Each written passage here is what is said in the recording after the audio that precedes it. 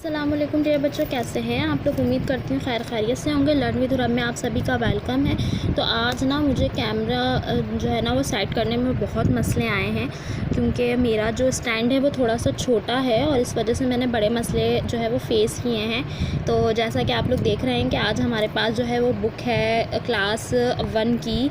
हमारे पास 1 क्लास की बुक है और ये सादिक पब्लिशर की ही बुक है और ये साइंस की बुक का हमने रिव्यू लेकर आए हैं आप लोगों के लिए। और रिव्यू जो है वो हमारे पास कुछ इस तरह से है कि हमारे पास सबसे पहले हम इंडेक्स फिल देखेंगे, इंडेक्स में जो जो चीज़ें होंगी वो पढ़ेंगे, देन मैं आपको फिर आगे की बुक का रिव्यू दूंगी। बुक्स में हमारे पास जो टॉपिक्स हैं वो बहुत ईजी और बहुत ऐसे टॉपिक्स लिए गए हैं जो बच्चों की स्किल्स को ब्राइट करेंगे, बच्चों को थोड़ा सा जो है वो चार्म पैदा करेंगे पढ़ाई से रिलेट, और बच्चों के लिए बहुत अच्छी होगी। जैसे आवर बॉडी के बारे में एक्टिविटीज़ हैं यहाँ पर, living and non living thing के बारे में एक्टिविटीज़ हैं हमारे पास, एनिमल किंगडम्स के बारे में है हमारे पास, प्लांट्स हैं, इंसेक्ट्स एंड बर्ड्स हैं, हेल्थी हैबिट्स एंड फूड है।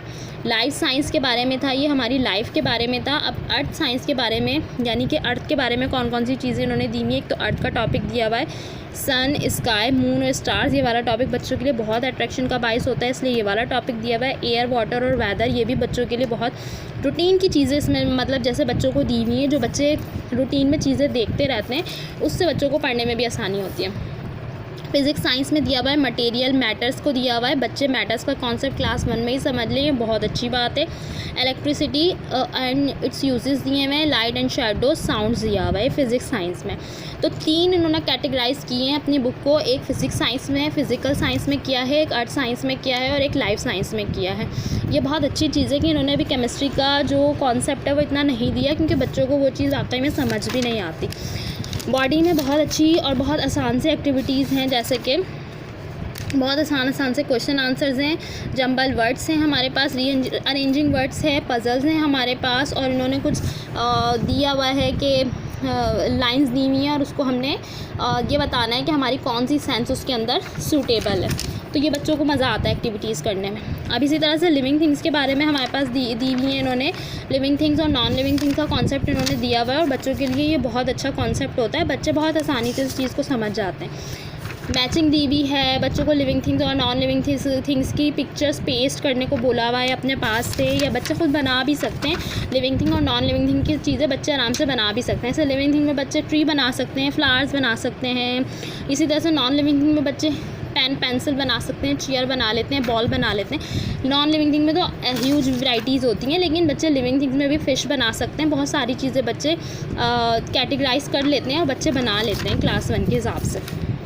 अच्छा, इसके अलावा एनिमल किंगडम दिया हुआ है। एनिमल किंगडम में जो टॉपिक इन्होंने डिस्कस किया हुआ है वो सिर्फ और सिर्फ ये है कि कौन कौन से पेट एनिमल और डोमेस्टिक एनिमल्स को किया हुआ है और वाइल्ड एनिमल्स को किया हुआ है, और बाकी उनके हाउसेस कौन कौन से होते हैं। ज़ाहिर है आपको पता है, बच्चों को भी इस चीज़ का कॉन्सेप्ट होता है कि एनिमल्स जो हैं ज़ाहिर है अपने अपने घरों में ही रहेंगे, तो उनके घरों को स्पेसिफिक वर्ड दिया जाता है, तो वो चीज़ क्या है, तो वो चीज़ बच्चे पढ़ते हैं और बच्चों को बहुत मज़ा भी आता है। और इसी तरह से उनकी फूड हैबिट्स के बारे में डिस्कस है कि कौन सा एनिमल जो है वो क्या चीज़ खाता है।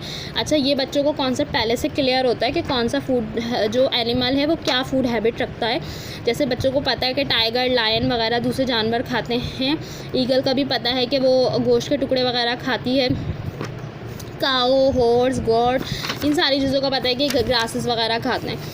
अच्छा, नेक्स्ट टॉपिक इन्होंने इस तरह से दिया हुआ है प्लांट्स के बारे में। प्लांट्स के बारे में इन्होंने बहुत बेसिक सी चीज़ें समझाई हुई हैं, यानी कि रूट और शूट सिस्टम थोड़ा सा समझाया हुआ है, और रूट और शूट सिस्टम से ज़्यादा इन्होंने रूट्स के ऊपर का जो सिस्टम है, वो शूट सिस्टम जो है वो समझाया हुआ है कि हमारे पास क्या क्या चीज़ें मौजूद होती हैं, एक प्लांट को कंसिस्ट क्या क्या चीज़ें वो करता है और किस तरह से वो ग्रो अप होता है और क्या चीज़ें उसकी किस तरह से करके वो बनती हैं।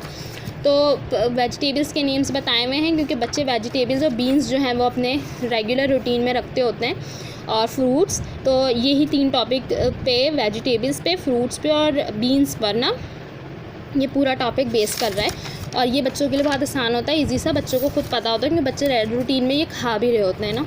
अब इंसेक्ट्स एंड बर्ड्स हैं।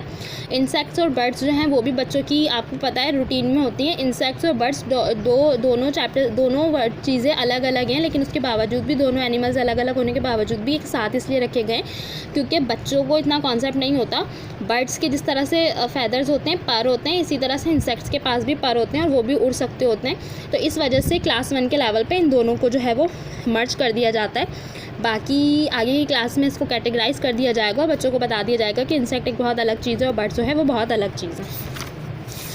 तो इसी तरह से ये इस तरह से मैं आपको अगर एक एक टॉपिक करके बताऊंगी तो आपको मज़ा तो आएगा पढ़ने में, लेकिन वीडियो बहुत लंबी हो जाएगी। लेकिन ये वाला टॉपिक जो है वो इसी तरह से बच्चों की रूटीन्स के हिसाब से, हर चीज़ बिल्कुल रूटीन के हिसाब से है और जो बच्चे रेगुलर रूटीन में देखते रहते हैं, पढ़ते रहते हैं, वही सारी चीज़ें इसमें बताई जा रही हैं। और मेरे हिसाब से वाली बुक बहुत अच्छी है और क्लास 1 के हिसाब से बहुत अच्छी है।